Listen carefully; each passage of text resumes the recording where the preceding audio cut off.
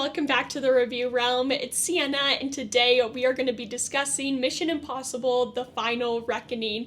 Now, this is supposedly going to be the last film of the Mission Impossible series, and honestly, I'll believe it when I see it. I'm convinced Tom Cruise is going to be making these films on his deathbed, or these films could possibly kill him by the stunts and all the crazy stuff he's doing. Who knows? But this review will not contain any spoilers, so if you haven't seen it yet, do not worry. But before we get to it, don't forget to like, share, and subscribe. Mission Impossible: The Final Reckoning does have a runtime of about 2 hours and 50 minutes. Now, I would say in the first hour, you're sort of feeling that time just because they sort of have to set up everything.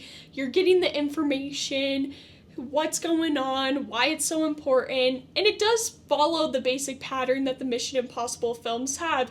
There's a heist, they need to go get something, the stakes are huge, people are dying, all this stuff's going on, and you're just like, oh my gosh, and this film delivers on all of that, and especially with the stunts that Tom Cruise did, that they definitely used in their advertisement, so it's not a spoiler, but with the submarines, oh, that whole scene, I was panicking. I'm not a water person. I'm just gonna say that. I was like, oh, this scene just keeps getting worse and worse. And then with the planes, as a person who's scared of heights, I was like, oh, when is this film over? I'm panicking for him. But this film was really well done. The stunts were great. And everything seemed to have the right amount of risk. You knew that Ethan Hunt was putting his life on the line, and no one's ever going to know everything that he did for not only his country, but for the world.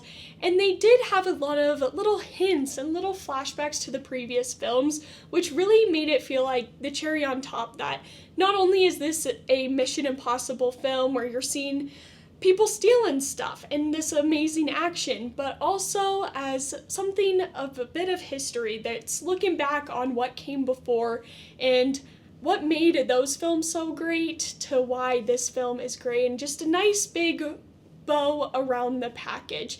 It's really a love letter to if you enjoyed the Mission Impossible films. It does encompass everything that was in the films before, which honestly helped me enjoy this film even more. I was like, oh, I remember that in the others, and oh, and this, oh yeah, that person died. You forget how many people have died in the Mission Impossible series. Like, I was watching this film and I was like, oh yeah, they're not in this. Oh yeah, they died. My mind was like being blown while watching this movie because you just forget all the stuff that happens.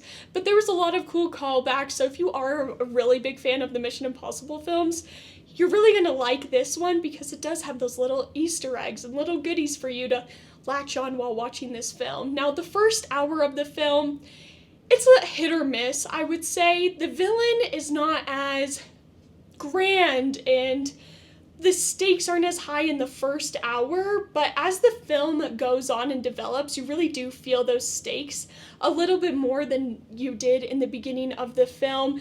This villain is not as intense, I would say, as the other Mission Impossible films, but honestly, I don't think it really takes away from the film that much. You do feel these stakes as the film progresses. You're like, oh my gosh, something could happen. And honestly, none of the characters are safe. And they set that precedent from the beginning of the film. You're like, oh, people could actually die in this film. It's not like they're gonna be eating cake and celebrating at the family barbecue by the end of this movie. No, like, people could actually die. So that was something, I thought they did a really good job having the stakes and the callbacks from the other Mission Impossible films. The action right off the bat, which I really enjoyed, and it was really well done. I really enjoyed this film. I was like, it's gonna be the last one, so, you know, it could be hit or miss. Okay, maybe they'll do too many callbacks, but it was actually really well done. Now, the one thing that really bothered me throughout this film is they would say the film title, like, multiple times. It was like, this will be your reckoning. This will be your final reckoning, Ethan.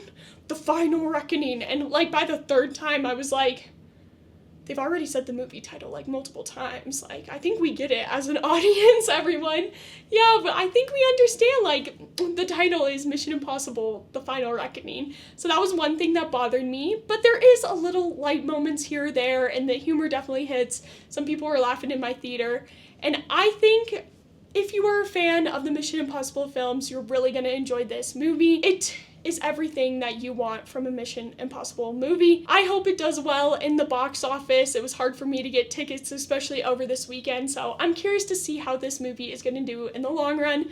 But let me know if you have seen it or are going to see Mission Impossible Final Reckoning down in the comment sections down below, and have a great day. Bye!